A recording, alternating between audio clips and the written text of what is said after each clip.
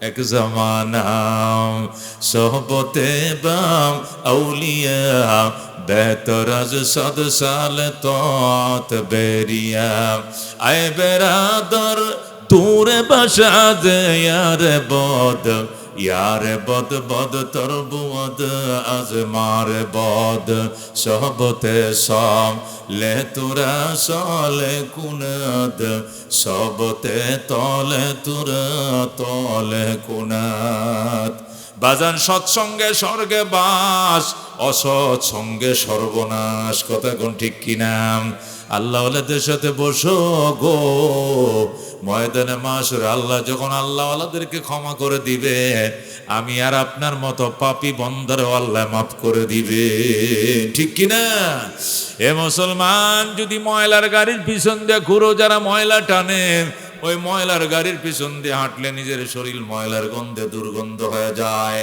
বাথরুমে কিছুক্ষণ বসে থাকলে বের হওয়ার পরে দেখবেন পাঞ্জাবিটাও গন্ধ করে আর আতরের দোকানের পাশে ঘুরো গো কিছুক্ষণ পরে দেখবেন নিজের জামা কাপড় আতরের গ্রানে মুখরিত হয়ে গেছে ঠিক কিনা এইটাই সহবতের গুণ বায়েজিদ বুস্তামি রহমতুল্লাহ আলাই বলেন আমি বয়ান করতাম আমার সামনে বসে আমার এক মুরিদ বয়ান শুনতো ওই জায়গায় অন্য কাউরে সে বসতে দিত না আরেকদিন আমি জিজ্ঞাসা করলাম ভাই ডেলি আমি বয়ান করে বুস্তামের কেন্দ্রীয় মসজিদে বৈশা তুমি ডেলি আমার সামনে বসো এখানে অন্য কাউকে বসতে দেও না কারণ কি লোকটা ডাক দেখো অন্য কোনো কারণ নাই কারণ একটাই মহব্বতের নজরে আপনার দিকে আমি ছায়া থাকি সুবহানাল্লাহ কি হবে রে বাবা আমার দিকে ছায়া থাকলে লাভ কি আল্লাহু আকবার লোকটা কান্দে আর চোখে দিয়ে পানি ছাড়ে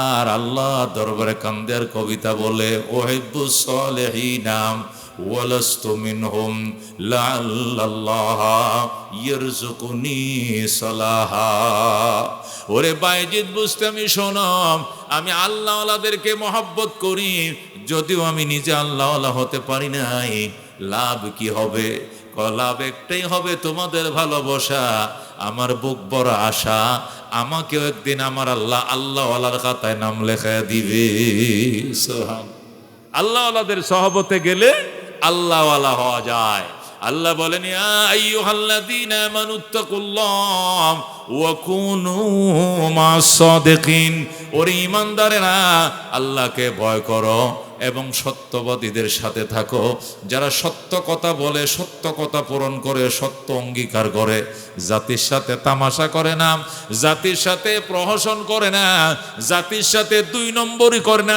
যা বলে তাই করে যা করে তাই বলে বলে একটা করে আরেকটা এমন নয় যার কথায় কাজে মিল এদেরকে বলে সত্যবাদী কথা কোন ঠিক কিনা সত্যবাদীদের সাথে থাকো আল্লাহওয়ালাদের সাথে থাকো তুমিও আল্লাহওয়ালা হইয়া যাইবা ঠিক কিনা আবু বকর আল্লাহর হাবিবের দরবারে আসছে জমিনে বৈশা জান্নাতের টিকিট পাইছে কতক্ষণ ঠিক কিনা কিন্তু আবু জেহেল আসে নাই উতবা সাইবা আসে নাই আবু জেহেল কহে তো আমার বাতিজা হে আমার চেয়ে বেশি জানেনি উতবায় কয় মোহাম্মদ তো আমগো বাতিজা আমি তার চাচার তুন বাতিজা বেশি বুঝে না আমি বাতিজার কাছে যাব কেন বাতিজা আমার কাছে আসবে এই বলে তারা যায় না কপালে ঈমান নসিব হয় না ঠিক কিনা এই জন্য বাজান রে আল্লাহওয়ালারা যখন তোমার বাড়ির দুয়ারে আসবে তখন যদি তুমি ঘুমায় থাকো তখনও যদি তুমি টিভির পর্দায়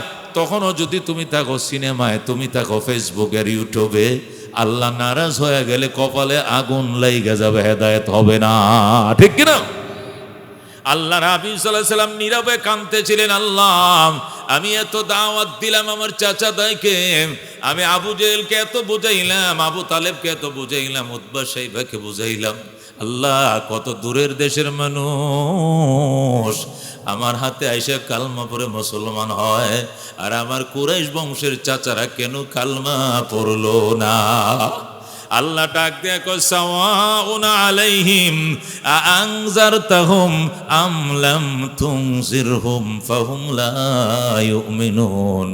আমার বন্ধু লাভ নাই, লাভ নাই, এদেরকে ভয় প্রদর্শন করো আর না করো গো, এরা কোনোদিন ঈমান আনবে না। জোরে কোন নাউজুবিল্লাহ।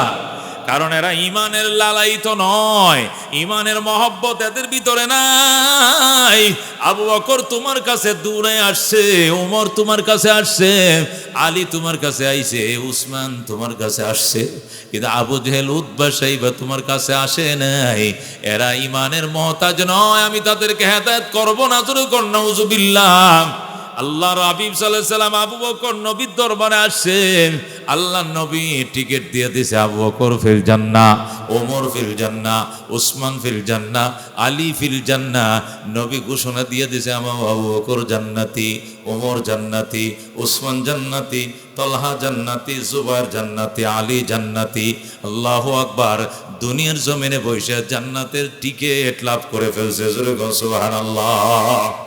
এই জন্য বাজান সহবত বড় জিনিস, অত্যন্ত দামি জিনিস।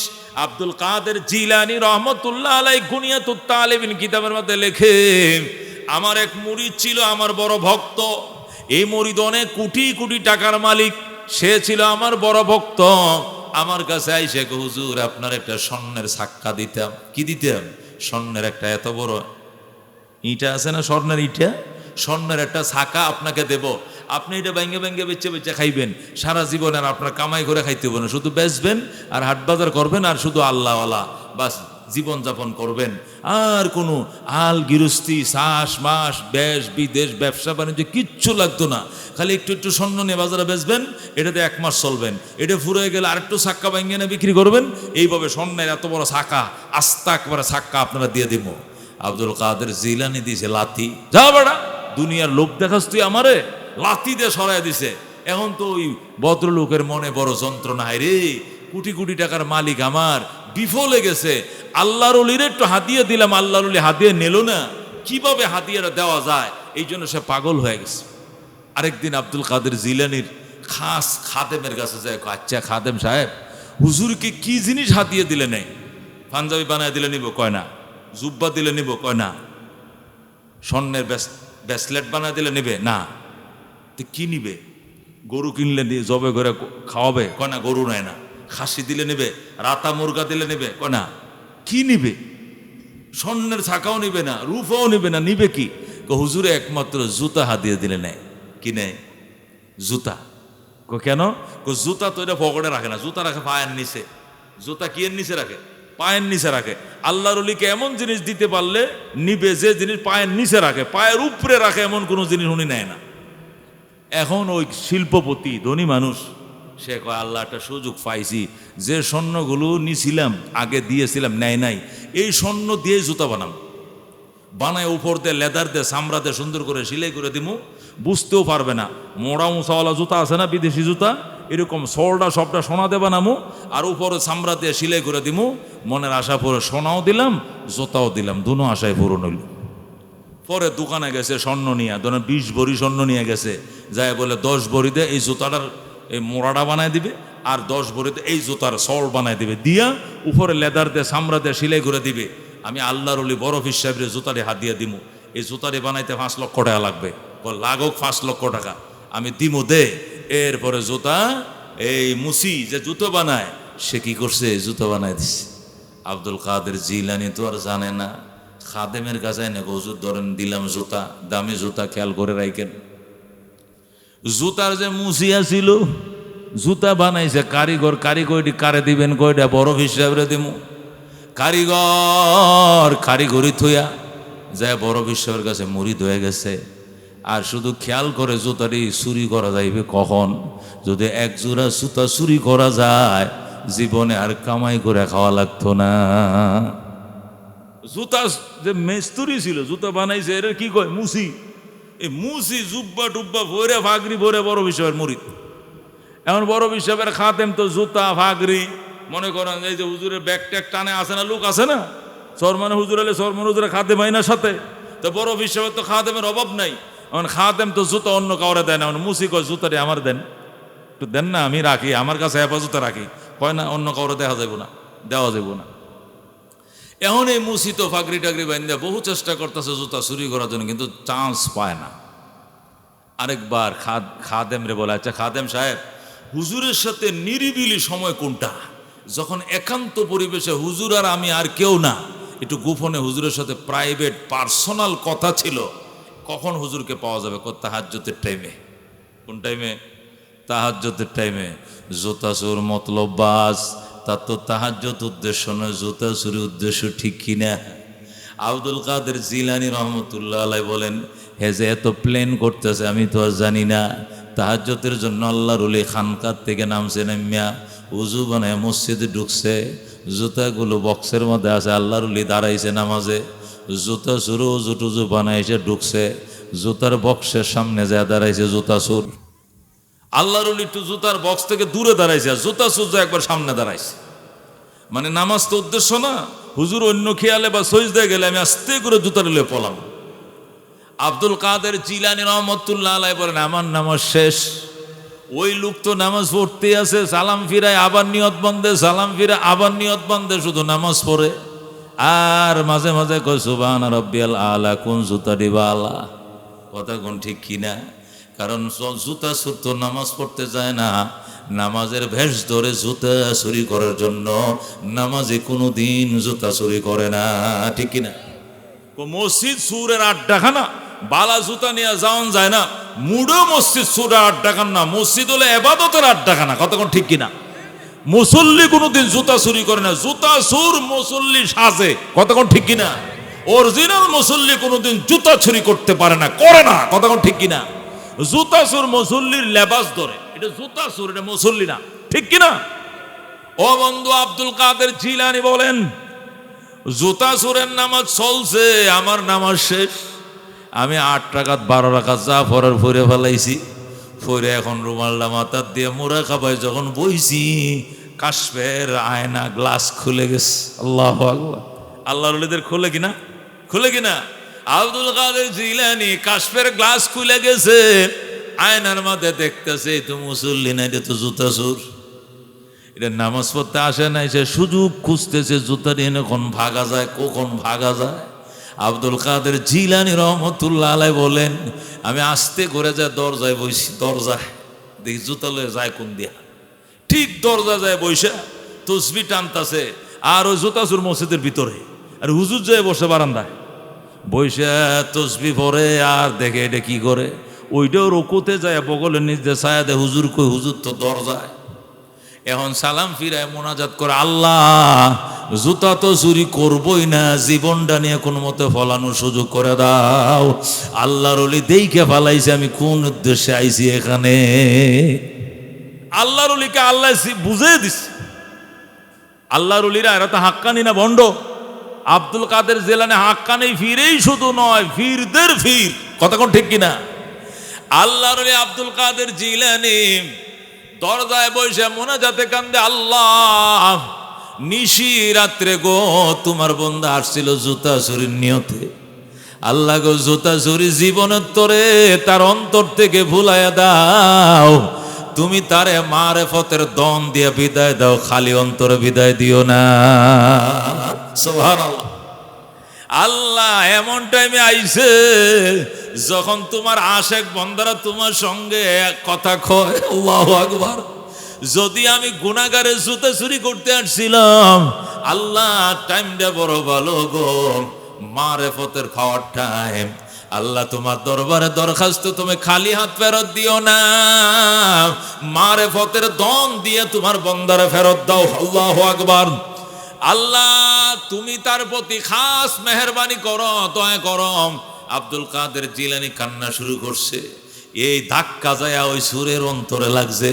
সুর মোনাজাতে কান্দে, মাবু জুতা তো চুরি করবই না, জীবনে যত জুতা চুরি করছে তুমি আমারে মাফ করে দাও। আল্লাহ তুমি মারফতের ধন আমারে দাও।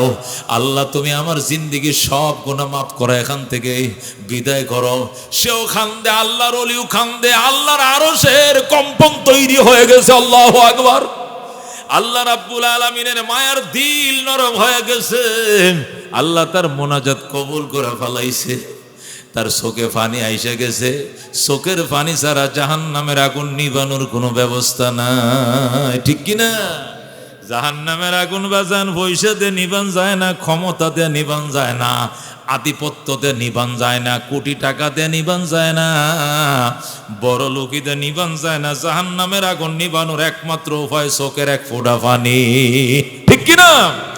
ও বন্ধু, আব্দুল কাদের জিলানী বলেন, চলছে কান্নার বাহার, এমন কান্না কানতেছে চোখের পানি দিয়া ফ্লোর ভিজায় ফেলাইছে।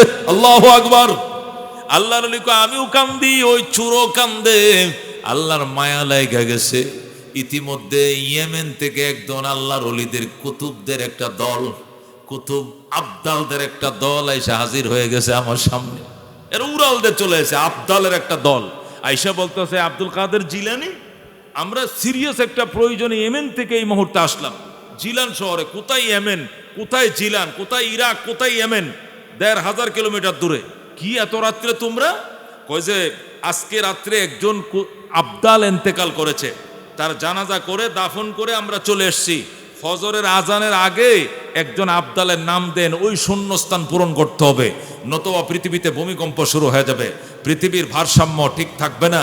জলদি ফজরের আজানের আগে এই তাহাজ্জুদের টাইম থাকতে একজন আবদালের নামের তালিকা দেন। আমরা সেই শূন্য ৩৯ জন আসে, ৪০-এর কোটা পূরণ করতে হবে। আব্দুল কাদের জিলানী কো, তোমরা শান্ত হও, তোমরা প্যারেশান হইও না। শান্ত হইলে তো লাভ নাই, সময় তো কম, আর আধা ঘন্টা পরে ফজর আজান দিয়ে দিবে। আজানের আগে শূন্যস্থান পূরণ করতে হবে। ৪০ জন আবদাল আর ৪০ জন কুতুব দিয়ে আল্লাহ পৃথিবীর ভারসাম্যকে ঠিক রাখে, নতুবা পৃথিবীর মধ্যে জলজলা ভূমিকম্প হয়ে দুনিয়া ধ্বংস হয়ে যাবে। আল্লাহু আকবার। বন্ধুগণ, আব্দুল কাদের জিলানী কো, শান্ত হও, এত টেনশনের কি কারণ আছে? আছে মাত্র আধা ঘন্টা সময়। কোন দেশে যাইতে হবে আম করে পাঠান, ওই দেশ থেকে তারা খুঁজে বের করবে। আব্দুল কাদের জিলানী কো, কোথাও যাইতে হবে না, তোমার মসজিদে ঢুকো, ঢুইকা দেখো ওই যে জুতার বক্সের সামনে একটা লোক সিজদায় পড়ে কাঁদতেছে, সিজদায় পড়ে কাঁদতেছে। ওই লোকটার নাম ৪০তম তালিকার মধ্যে লেখা দাও। সুবহানাল্লাহ। সবাই মসজিদের ভিতরে ঢুকছে, ঢুইকা সিজদার থেকে উঠাইছে, চোখের পানি দিয়া বুক ভাসায় ফেলাইছে ওই লোকটা। আল্লাহু আকবার। ওই আল্লাহর ওলিরা আইসা কো, গো আব্দুল কাদের জিলানী, এমন একটা লোকের নাম লিখতে বলছো, এই লোকটার গালে তো দাঁড়িয়েও নাই, সুরের মতো দেখা যায় দেখতে। আব্দুল কাদের জিলানী কো, শোনো বাবা, আজকে এমন তওবা করেছে, এই তওবা যদি গোটা বাগদাদবাসীকে বন্টন করে দেওয়া হয়, গোটা বাগদাদবাসীর গুনাহ মাফ করে দিবে আমার আল্লাহ। দাড়ি নাই এটা সমস্যা নাই, দাড়ি উঠতে কয়দিন লাগবে? খোদার কসম, আজকের থেকে সে আর দাড়িতে ফুঁস দিবে না। ৪০ দিন পরে দাড়ি বড় হয়ে যাবে। আর কোনোদিন সে নামাজ কাজা করবে না, তাহাজ্জুদ কাজা করবে না, আউয়াবিন কাজা করবে না, চাষ কাজা করবে না। সে এমন তওবা করেছে, তার তওবা যদি বাগদাদবাসীকে বন্টন করা হয়, গোটা বাগদাদবাসীর গুনাহ মাফ হয়ে যাবে। এমন তওবা সে করেছে, আল্লাহ সব গুনাহ তার মাফ করে দিয়েছে। আল্লাহর হাবিব বলছেন, আত-তাইবু মিনাজ যামবি কামাল্লা যামবা লাহু। যারা গুনাহ থেকে প্রকৃত তওবা করে, আল্লাহ তাদেরকে এমন নিষ্পাপ বানায় যেন তারা জীবনে কোনো পাপ করে না। সুবহানাল্লাহ। আব্দুল কাদের জিলানী রহমাতুল্লাহ আলাইহি সহবতে তাইকা ওই লোকটা আল্লাহর ওলি হয়ে যায়। এই জন্য বাজান, সহবত বড় দামি জিনিস, সহবত ছাড়া আল্লাহর ওলি হওয়া যায় না। কথা কোন ঠিক কিনা? আল্লাহ রাব্বুল আলামিনের কোরআনুল কারীম থেকে একটা আয়াত পড়ছি আপনাদের সামনে, একটা হাদিস পড়ছি, এটা সামনে নিয়ে আপনাদের সামনে আলোচনা। আল্লাহ বলেন, ইয়ারফাইল্লাহুল্লাযীনা আমানু মিনকুম, ঈমানদারের, আরে ঈমানের কারণে তোদের মান, তোদের সম্মান আমি আল্লাহ বাড়িয়ে দিয়েছি, বাড়িয়ে দেব, বাড়িয়ে দিয়েছি, বাড়িয়ে দেব। ওয়াল্লাযীনা উতুল ইলমা দারাজাত, আর যাদেরকে ইলম দিয়েছি এদের মর্যাদা আমি অসংখ্য গুণ বাড়িয়ে দিয়েছি। সুবহানাল্লাহ। তোমরা যারা ঈমানদার, তোমাদের মর্যাদা বাড়ায় দিস। ঈমানদার বেঈমানের উপরে মর্যাদা আছে না নাই? আছে না নাই? ঈমানদারকে যদি আল্লাহ একটা ছোট জান্নাতও দেয়, মনে রাখবেন এই জান্নাতটা হবে দুনিয়া সমান 10টা দুনিয়া বরাবর। কতক্ষণ ঠিক কিনা? কিন্তু বেঈমান জান্নাত পাইবনি। এই কতক্ষণ পাইবনি? পরিষ্কার কথা আল্লাহ কোরআনের মধ্যে বলেন, ওয়ালা ইয়াদখুলুনাল জান্নাতা হাত্তা ইয়ালিজাল জামালু ফি সাম্মিল খিয়াত। ওয়ালা ইয়াদখুলুনাল জান্নাতা, কোন বেঈমান এতক্ষণ জান্নাতে প্রবেশ করতে পারবে না, হাত্তা ইয়ালিজাল জামালু ফি সাম্মিল খিয়াত, যতক্ষণ পর্যন্ত উট সুয়ের ছিদ্র দিয়ে প্রবেশ না করবে। এই মুসলমান সুই চিনেন? সুই চিনেন? সুইয়ের মধ্যে ছিদ্র আছে কিনা? এই ছিদ্র দিয়ে কেউ উট ঢুকবে? কতক্ষণ ঢুকবে? আল্লাহ বলেন কাফেররা ওই দিন জান্নাতে ঢুকবে সুইয়ের ছিদ্র দিয়া যেদিন উট ঢুকবে। তার অর্থ কি? জীবনেও সুইয়ের ছিদ্র দিয়ে উট ঢুকবে না, কাফের জান্নাতে ঢুকতে পারবে না। কতক্ষণ ঠিক কিনা? আর ইমানদার কি কোথায় যাবে? ইমানদার যদি সরিষার দানা বরাবর ইমান নিয়ে কবরে যায়, দুনিয়া সমান 10টা দুনিয়া বরাবর জান্নাত দিবে। যেরকম সুবহানাল্লাহ। এই জন্য আল্লাহ বলেন ইমানদারের আরে ইমানের মর্যাদা বুঝিস, নিজের মান নিজের সম্মান নিজের হাতে ধ্বংস করে দিস না। ঠিক কিনা? আজকে আমরা মুমিন হয়ে মুসলমান হয়ে নিজেদের আত্মমর্যাদা বোধ ভুলে গিয়েছি। কতক্ষণ ঠিক কিনা? আজকে মুসলমান দুর্গা পূজায় যায়। কতক্ষণ ঠিক কিনা? মুসলমান কালী পূজায় যায়, মুসলমান শ্যামা পূজায় যায়, মুসলমান খ্রিস্টানদের বড়দিনে যায়। অথচ আজকে মুসলমানের মাহফিলে তো কোনো হিন্দু আসে নাই, আইসেনি। কতক্ষণ আসছেনি? মুসলমানের ওয়াজ মাহফিলে তো কোনো হিন্দু আসে নাই। তুমি কোন লজ্জা সেখানে যাও? সে বলে রে মুসলমান, কি বলে? ধর্ম যার যার, উৎসব সবার। এটা মুসলমানের স্লোগান নয়, এটা বেঈমানের স্লোগান। কতক্ষণ ঠিক কিনা? ধর্ম যার যার, উৎসব তার তার। কতক্ষণ ঠিক কিনা? আমার ধর্ম আমার উৎসব, তোমার ধর্ম তোমার উৎসব, তোমার উৎসবে আমি না, আমার উৎসবে তুমি আসো না। কতক্ষণ ঠিক কিনা? ধর্ম যার যার, উৎসব সবার। এই জন্য তার ধর্মের উৎসবে আমি যাব। তুমি এত বেহায়া বেলাজা কেন? তোমার উৎসবে তো তারা আইলো না। কতক্ষণ ঠিক কিনা? তুমি ঠিকই যায় দুর্গা পূজায় বৈশা সামনে বসো, বৈশা কালীর সামনে দুর্গার সামনে নাচে, উলঙ্গ অর্ধ উলঙ্গ মেয়ের নাচ দেখো।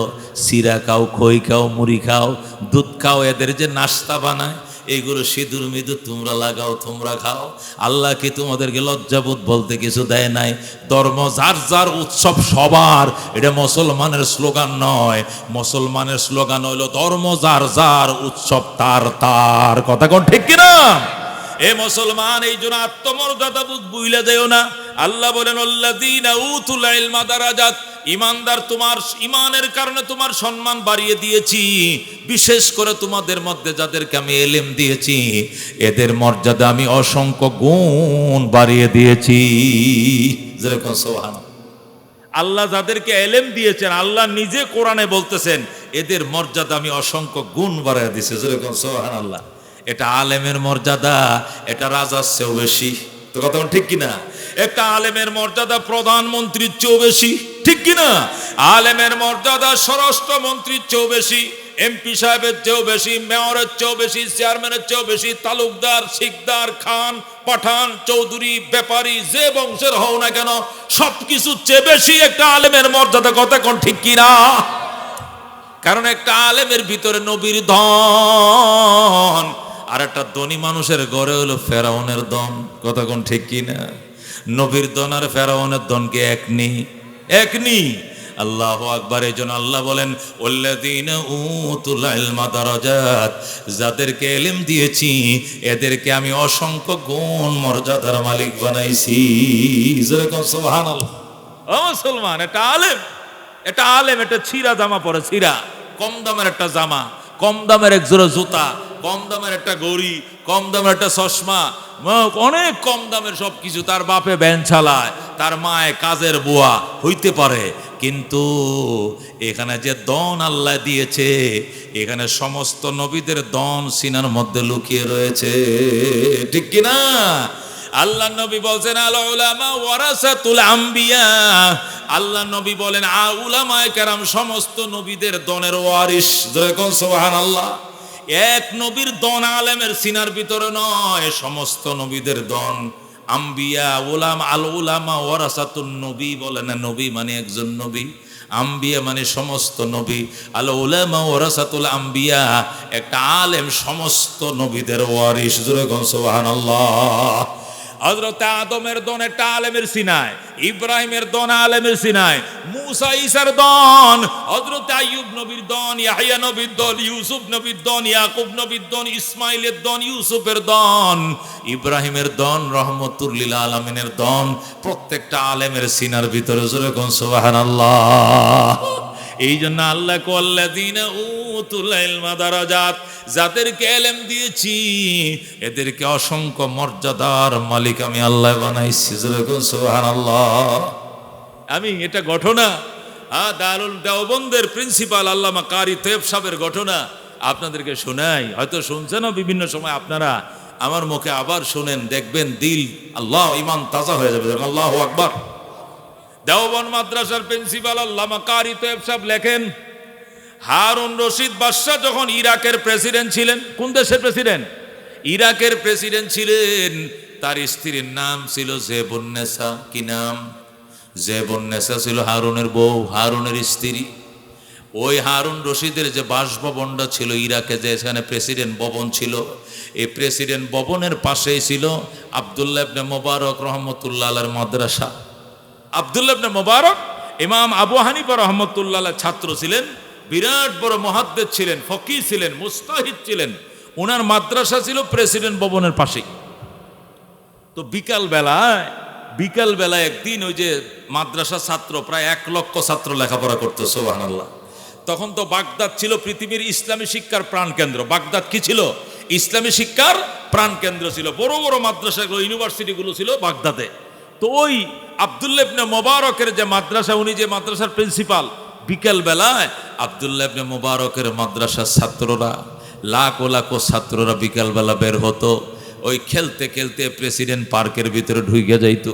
প্রেসিডেন্টের পার্ক আছে না, প্রেসিডেন্টকে যে আমাদের বাংলাদেশের বঙ্গভবন, প্রেসিডেন্টকে যারা দেওয়া হয়েছে ঢাকা শহরের ভিতরে, না হইলো 10 বিঘা 20 বিঘা জমিন নিয়ে, কথা ঠিক কিনা, বিশাল বড়। থাকবে একটা মানুষ, তার এক বউ, হয়তো 2টা ফুলা মাইয়া, কিন্তু থাকার জন্য অন্তত 50টা 200টা ফ্যামিলি থাকতে পারে, এরকম জায়গা দিয়ে রাখে, কথা ঠিক কিনা। কারণ উনি সারা বাংলাদেশের গণপ্রজাতন্ত্রীর, উনি হলো অভিভাবক, গার্জিয়ান। উনাকে বড় একটা ভবন দিতে হয়। প্রেসিডেন্ট ভবনটা সবচেয়ে বড় একটা ভবন, প্রধানমন্ত্রী ভবনটা এটি বড় বড় হয়। তো প্রেসিডেন্ট ভবন, হারুন রশিদের ভবন বিশাল বড়। তার শুধু পার্কে খেলা করার জন্য পার্ক দিছে, এইটাও হাজার হাজার মানুষ এখানে খেলাধুলা করতে পারে। তা আব্দুল্লাহ ইবনে মুবারকের ছাত্ররা বিকালবেলায় পার্কের মধ্যে ঢুকছে, ঢুকে খেলতেছে। এই দৃশ্যটা হারুন রশিদের স্ত্রী জেবুন্নেসা দেখছে। দেখে বলতেছে, ব্যাপার কি? প্রেসিডেন্ট ভবনে মোল্লারা ঢুকলো কেন? প্রেসিডেন্ট পার্কে মোল্লার দল এখানে হাঁটবে কেন? আসো, হারুন রশিদ কথা আছে আজকে। গার্ড ডাকো, গার্ড ডাকো। প্রেসিডেন্ট সিকিউরিটি গার্ড ডাকছে, এদিকে আসো তোমরা। আমাদের প্রেসিডেন্ট পার্কের ভিতরে এই যে পাশের মাদ্রাসার ছেলেরা ঢুকলো কেন? এখানে তো স্যারে ঢুকতে নিষেধ করেন নাই, এখানে মাদ্রাসার ছাত্ররা ঢুকতে পারবে না এমন কোনো প্রজ্ঞাপন তো স্যারে জারি করে নাই। সুতরাং যেহেতু উনি নিষেধ করে নাই, আমরাও বাধা দেই নাই। বাচ্চারা খেলাধুলা করে বিকালে চলে যায়, মাগরিবের আগে চলে, আসরের পরে আসে নামাজ পড়ে, মাগরিবের আগে চলে যায়। খোলা ময়দান পড়ে রয়েছে। প্রেসিডেন্টরা কি এগুলোতে হাঁটে? প্রেসিডেন্টরা তো জীবনের ভয়ে ঘর তো বাইরে না, কতক্ষণ ঠিক কিনা। বাইরে সামনে গার্ড, ডাইনে গার্ড, পিছনে গার্ড, পিছন দিয়ে গার্ড, সামনে দিয়ে গার্ড, উপরে গার্ড, নিচে গার্ড। ভাত খাইলে টেস্ট করে খায়, ঘুমাইলে পরীক্ষা, বিছানা টেস্ট করে, কতক্ষণ ঠিক কিনা। এরা তো এই দুনিয়াতে শান্তি বলতে কিছু নাই, কতক্ষণ ঠিক কিনা। এটা গরিব মানুষ। তুমি আগে ঢুকো, ঢুইকে গুহাটা পরিষ্কার করো। আবু বকর আগে ঢুকলো, ঢুইকে গুহাটা পরিষ্কার করলো। পরিষ্কার করার পরে দেখে গুহার ভিতরে ছিদ্র ছিদ্র ছিদ্র, ছিলেন তো, এদিকে ছিদ্র এদিকে ছিদ্র।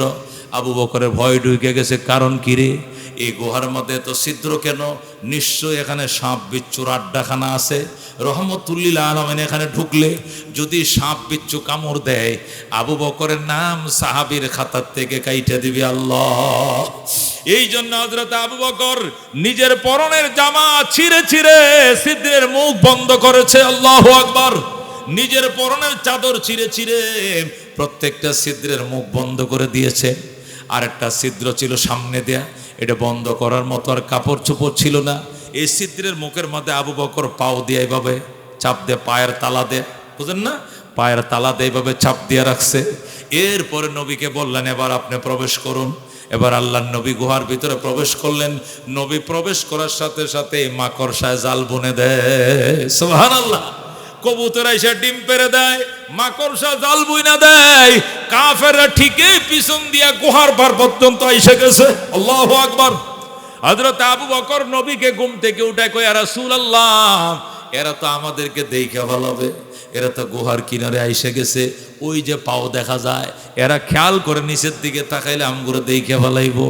আবু বকর নবী ডাক দেখো, আবু বকর লা তাহজান ইন্নাল্লাহ মানা, তুই ভয় করিস না, আমরা দুইজন নই এখানে, আমাদের সাথে আরেকজন আছে, তিনি হলেন আমাদের আল্লাহ। জোরে কোন সুবহানাল্লাহ। এ আবু বকর, মনে করিও না তুমি আর আমি, এখানে আরেকজন সত্তা আছেন, তিনি হলেন আমার আল্লাহ। জোরে কোন আল্লাহু আকবার। ইন্নাল্লাহ মা'ানা, আল্লাহ আমাদের সঙ্গে আছেন আবু বকর, সুতরাং তুমি ভয় পেও না। এরা নিচের দিকে তাকাইলে চোখে কিছু দেখবে না, এরা এদিক সেদিক তাকাইছে কিন্তু চোখে নজর পড়ে না। আল্লাহ মাকড়সার জাল দিয়া চোখ অন্ধকার করে দিয়েছে। জোরে কোন আল্লাহু আকবার। কাফেররা চলে গেছে। এখন সাপ আইসা চারদিক দিয়ে গর্তের মুখগুলি দিয়ে মুখ বের করতে চায়, কিন্তু কাফর দেয়া ডিয়া দেওয়া বুঝুন তো, মুখ আটকানো, আসতে পারে না, ওদিক যায় আসতে পারে না, ওদিক যা আসতে পারে না, ওদিক যা আসতে পারে না। আরেক দিক দিয়ে ডুইকে দেখে একটা পাও দেখা যায়, সাপে লেজ দিয়ে গুতা দেয়। ডাক দেখো, আবু বকরের পাউডা সরা, রহমতুল্লিল আলামিনকে একবার দেখতে দে। সুবহানাল্লাহ। এ আবু বকর, তুই পাউডা সরা, নবীরে দেখতে দে, আমি কামড় দিমু না। আবু বকর সাপের ভাষা বোঝে নাই গো। আবু বকর সাপের ভাষা বোঝে নাই, সে আরো শক্ত করে পাও লাগায় রাখছে। আবু বকরকে দেখছুনি, যে ভয় পাইছিলাম এইটাই তুইছে, আমি ভয় করছিলাম নিশ্চয়ই সাপ আছে, এই জন্য সব ছিদ্রের মুখ বন্ধ করছি, একটা বন্ধ করার জায়গা ছিল না, কাপড় ছিল না, এই জন্য পাও দিয়ে ধরছি। ঠিকই তো সাপ আইসে গেছে, বন্ধ না করলে সাপ এতক্ষণে নবীরে কামড় দিয়ে দিত। আবু বকর কয়, সাপ যত চেষ্টা করো, আমি বাইচা থাকতে নবীরে কামড় দিতে দিমু না।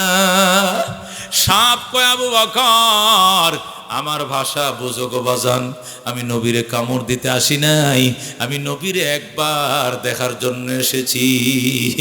আবু বকর সাপের ভাষা বুঝে না, আবু বকর পাও সরায় না, অবশেষ সাপ কামড় দিয়া দিছে।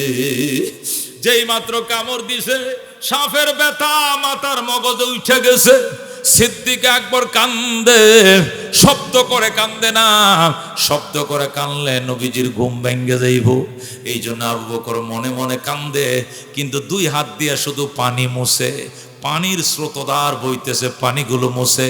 হঠাৎ করে এক ফোঁটা পানি আবু বকরের আঙ্গুলে চিবা দিয়া নবীর গাল মোবারকে পড়ে যায়। আবু বকরের চোখের এক ফোঁটা পানি নবীজির গাল মোবারকে পড়ে যায়। নবী আবু বকরের উরাতকে বালিশ বানায় ঘুমায় রইছে। যখন আল্লাহু আকবার। আবু বকরের চোখের গরম এক ফোঁটা পানি যখন আল্লাহু আকবার, সিদ্দিক আকবরের চোখের পানি নবীর গাল মোবারকে পড়ছে, নবীর ঘুম ভেঙে যায়। নবী ডাক দেখো, আবু বকর রে, আমারে ঘুম পাড়ায় তুমি মক্কার জন্য কান্দো, আমারে ঘুম পাড়ায় তুমি মাতৃভূমির জন্য কান্দো, তুমি তোমার জিফু ছেলে মেয়ের জন্য কান্দো। আবু বকর, আমি তো তোরে জোর করে আনি নাই, আমি বলছিলাম যাইলে রেডি থাইকো, তুমি রেডি ছিলা, ডাক দিছি সাথে সাথে এসে গেছো, একটা সেকেন্ড দেরি করো নাই, এখন কেন আমারে শোয়া তুমি মক্কার জন্য কান্দো?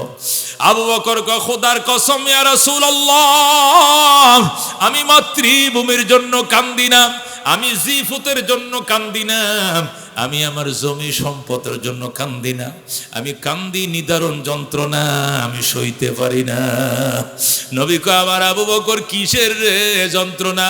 হুজুর, যে পাওখানা আমি গর্তের মুখে রেখেছি, এই গর্তের ভিতর দিয়ে কোন সাপ আইসা আমার কামড় দিল গো, কামড় দিতে দেরি, বিষের যন্ত্রণা আমার মগজে উঠতে দেরি হয় নাই, আমি মরে যাচ্ছি গো রাসূল, আমি সইতে পারতেছি না, এই জন্য আমি কান্দি। নবী কয়, কোথায় কামড় দিছে, ফাওটা দেখাও। আবু বকর কয়, হুজুর ফাওটা সরান যাইতো না, ফাওটা সরাইলে সাপ আপনার কামড় দিয়া দিবে। আল্লাহু আকবার। না আবু বকর, নবী ডাক দেখ, আবু বকর রে, মক্কার কাফেররা আমারে চিনে নাই, আবু বকর কিন্তু ঠিকই আমারে চিনে। আল্লাহু আকবার। গর্তের সাপ আমারে চিনে, মক্কার কাফেররা আমার চিনে নাই, আমার তাড়িয়ে দিয়েছে, কিন্তু গর্তের সাপ আমারে ঠিকই চিনে, জীবনেও সাপ আমারে কামড় দিবে না, তুই পাও সরা। কয় না হুজুর সরাইতে পারবো না। কয় সরাবোটা, আপনারা কামড় দিবে, কয় জীবনেও কামড় দিবে না, তুই সরা। আবু বকর ডরে, আল্লাহর হুকুমে, আল্লাহ নবীর হুকুমে ডরে পাউডা সরাইছে, সাথে সাথে সাপ মাথা বের করে নবীরে সালাম জানায়, আসসালাতু ওয়াসসালামু আলাইকা ইয়া রাসূলুল্লাহ, আসসালাতু ওয়াসসালামু আলাইকা হাবিবাল্লাহ, ওগো রাহমাতুল লিল আলামিন।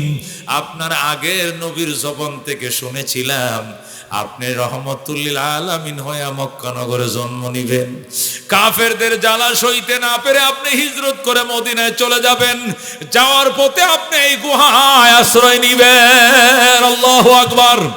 এই গুহায় আপনি আশ্রয় নিবেন। ওই সংবাদটা আগের কোন নবীর মুখ থেকে শুনেছিলাম, যেদিন থেকে শুনেছি ওই দিন থেকে আমি আর আহার করতে কোথাও যাই না, পানাহার ছেড়ে দিয়েছি। এই গুহার ভিতরে আমি আশ্রয় নিয়েছি আপনাকে এক নজর দেখার জন্য। আপনাকে এক নজর দেখলে জাহান্নাম হারাম হয়ে যায়। সুবহানাল্লাহ। আল্লাহর হাবিব ডাক দেয়া কয়, সাপ তোমার সালাম কালামের উত্তর দেওয়া হবে না, তোমার সাথে আমার কোনো কথা নাই, আমার আবু বকরকে কামড় দিলে কেন? সাপ কয়, ইয়া রাসূলুল্লাহ, আপনাকে দেখার জন্য আমি প্রায় 100 বছর আগের থেকে এখানে বসা, আমি কোথাও আদার খাইতে যাই না, পানি পান করতেও যাই না, কখন বুঝি নবী এখানে আইসা চইলা যায়, আপনাকে একবার দেখলে জাহান্নাম হারাম হইয়া যায়। এই জন্য আমি কতগুলো ছিদ্র করছিলাম, আপনাকে আমি ডান থেকে দেখব, আমি বাম থেকে ফোকাস দেব, সামনের দিকে দেখব, পিছন থেকে দেখব, কোন দিক থেকে দেখলে কত সুন্দর লাগে, আমি কতগুলো রাস্তা বানায় রাখছিলাম। আবু বকর এত চালাক, আমার সব কয়টা রাস্তা বন্ধ করে দিয়েছে, একটা রাস্তা খোলা ছিল, এটাতেও সে পাও লাগায় রাখছে। খোদার কসম গো নবীজি, আমি মাথা দিয়া গুঁতো দেই নাই, লেজ দিয়ে গুঁতো দিছি পাউডা সরা। মাথার মধ্যে বিষ, কোন সময় বিষ লাইগা যায় আবু বকর শরীরে, এই জন্য লেজ দিয়ে গুঁতো দিছি আবু বকরের পাউডা সরা। দিনের নবীরে, মায়ার নবীরে একবার দেখতে দে। আপনার আবু বকর আমি সাপের ভাষা বুঝে নাই, আবু বকর আরো শক্ত করে পাউডা লাগাই রাখছে। আমি ইতিমধ্যে আমি চায়া দেখি নবী চলে যাওয়ার টাইম হয়ে যাইতেছে, আমি বুঝি নবীকে দেখতে পারলাম না, এই জন্য আমি শেষ পর্যন্ত নিরুপায় হয়ে কামড় দিয়া দিছি। কামড়ের জ্বালায় ব্যথায় জর্জরিত হয়ে আবু বকর হয়তো পাউডা সরাবে, এরপরে আপনাকে আমি একবার দেখবো। হুজুরে আল্লাহু আকবার। নবী ডাক দেয়া কয়, সাফরে তুই আমার না দেইখা থাকতে তবুও তো না তুই কামড় দিবি, না দেইখা থাকতে জীবনে তারপরেও তো তুই কামড় দিতে পারিস না, এ অধিকার তোরে কেন দিল? সাপ ডাক দেয়া কয়, ইয়া রাসূলুল্লাহ ঠিকই বলছেন, আপনাকে না কামড় দিয়ে থাকতাম, কিন্তু কামড় দিয়েছি ওই আশায়, আমার কামড়ে আবু বকর যে গুহায় অসুস্থ হবে, এই গুহার মধ্যে পৃথিবীর শ্রেষ্ঠ ডাক্তার শুয়ে রইছে। রাহমাতুল লিল আলামিন আবু বকরের উরুতকে বালিশ বানায় শুয়ে রইছে। ওগো নবীজি, আমার মতো কোটি কোটি সাপের বিষ আপনার থুথু লাগার সাথে সাথে পানি হয়ে যায়। আল্লাহু আকবার। आदम के लिए फखर ये आली नसबी है, मक्की मदनी हाशमी ओ मुत्तलबी है, पाकीज़ा तोरश अर्श समा जन्नत फिरदौस आराम गहे खाक रसूल अरबी है, आए ज़ाहिर बैते नबवी याद रहे बेकायदा जंबिश लब बेअदबी है, आहिस्ता कदम नीच निगाह पुस्ते सदा हो खाबिदा यहाँ रूह रसूल अरबी है, बुझ जाए तेरे छींटू से आए अब्र करम आज, जो आग मेरे सीनों में मुद्दत से लगी है। ज़ुरे गुन मरहबा।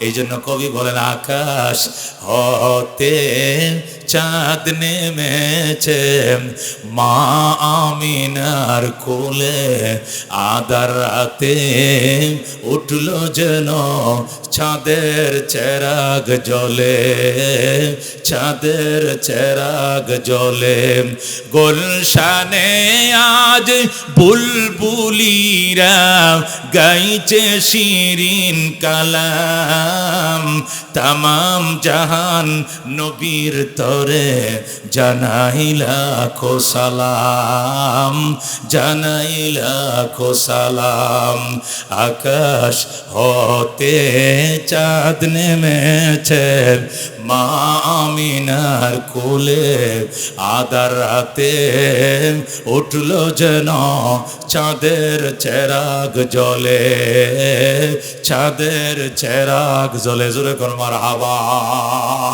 নবী ডাক দেয় কয় সাপ আমার আবু বকরকে কার অথরিটি নিয়ে তুই কামড় দিলি কার পারমিশন নিয়ে কামড় দিলি আমার না দেখে তুই থাকতি কেন তুই আবু বকরকে কামড় দিলেন নবী গো আমি কামড় দিতাম না সত্যি কামড় দিতাম না কিন্তু আমি কামড় দিয়েছি ওই আশায় আমার কামড়ে আমার আবু বকর অসুস্থ হয়ে যাবে ঠিক আছে কিন্তু অসুস্থ থাকবে অতক্ষণ নবী ঘুমে থাকবেন যতক্ষণ নবীর ঘুম ভাঙ্গার সাথে সাথে এখানে হাতটা দিয়ে মুখের থুতু লাগায় দিলে ভালো হয়ে যাবে ফু দিয়া দিলেও ভালো হয়ে যাবে বাতাস লাগিয়ে দিলেও ভালো হয়ে যাবে নবীজির কদম থেকে ধুলা লাগায় দিলেও ব্যথা পানি হয়ে যায় জোরে কর আল্লাহু আকবার রাহমাতুল্লিল আলামিন সাল্লাল্লাহু আলাইহি সাল্লাম আল্লাহর হাবিব সাল্লাল্লাহু আলাইহি সাল্লাম বলেন সাপরে যা আমি মাফ করে দিলাম আবু বকর রে আমিও ক্ষমা করে দিয়েছি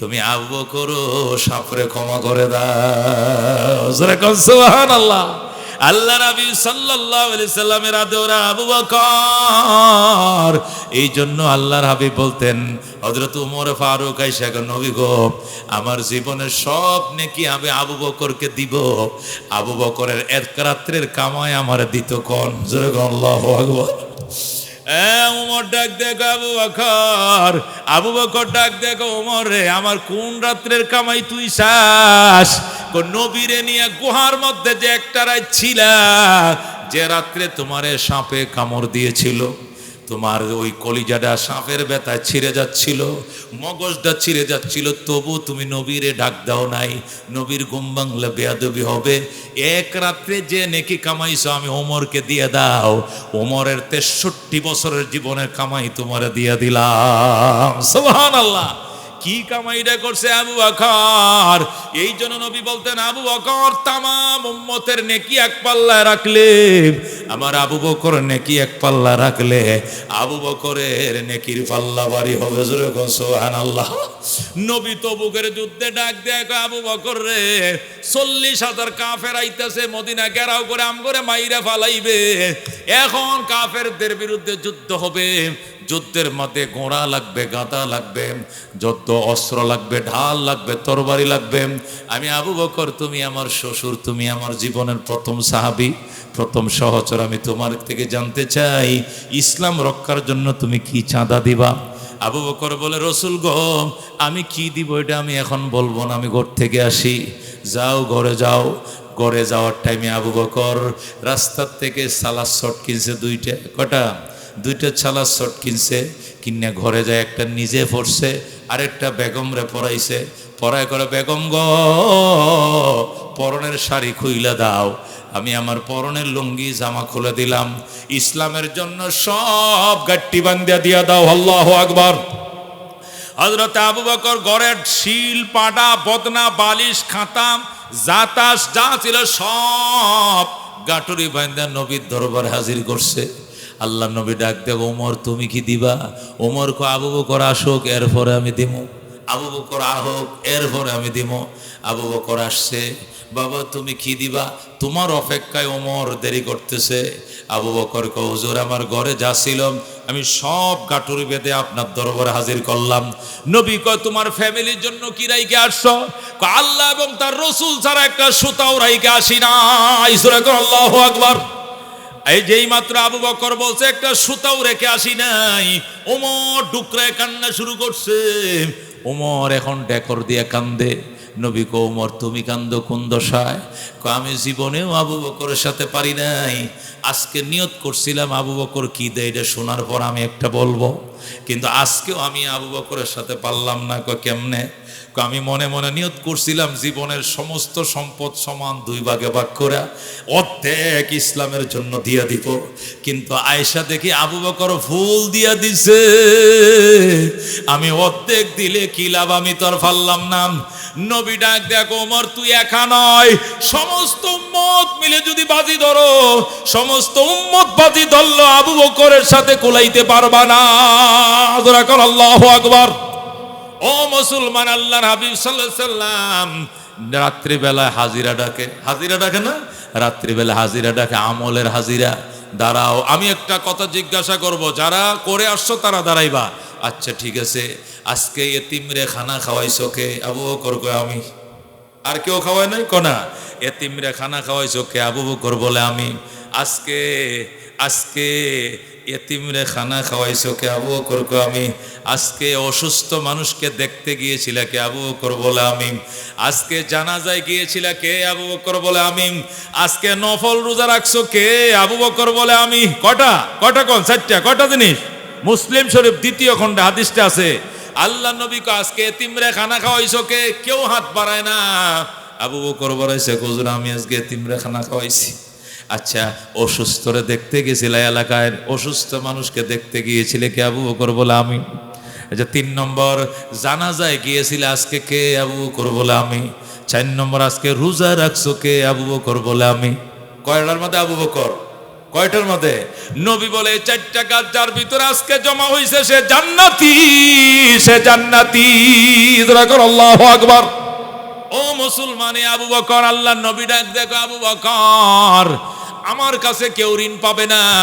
আমারে কেউ 10 টাকা দিলে তার 100 টাকা দিছি, আমার 1 টাকা দিলে তার 10 টাকা দিছি, আমি প্রতিদান সাথে সাথে দিয়ে দিছি, কিন্তু আবু বকরের ঋণ আমি শোধ করতে পারি নাই। আমার আল্লাহর দরবারে দোয়া করি, আল্লাহ যেন আবু বকরকে জান্নাতের নিয়ামত দিয়ে আমার ঋণগুলো পরিশোধ করে। এই ঋণ পরিশোধ করার ক্ষমতা আমার আবু বকর আমার নাই। জোরে কোন আল্লাহু আকবার। এই জন্য বন্ধু, আল্লাহ নবী সাল্লাল্লাহু আলাইহি সাল্লামের সিদ্দিক আকবর একটা সুতাও ঘরে রাইখা আসে না, ইসলামের জন্য আনছিল। এই জন্য আরব সাগর পার হয় ইসলাম বাংলাদেশ আইছে। কথা কোন ঠিক কিনা? এরা যদি এই ত্যাগ আর কুরবানি না দিত তাহলে ইসলাম আমরা পাইতাম না। কথা কোন ঠিক কিনা? আমি ওয়াজ করে একদিনে 3টা, কটা 3টা করে, আজকে একটা। এই শুনবেন ইনশাআল্লাহ। আমার করে পরে কোনো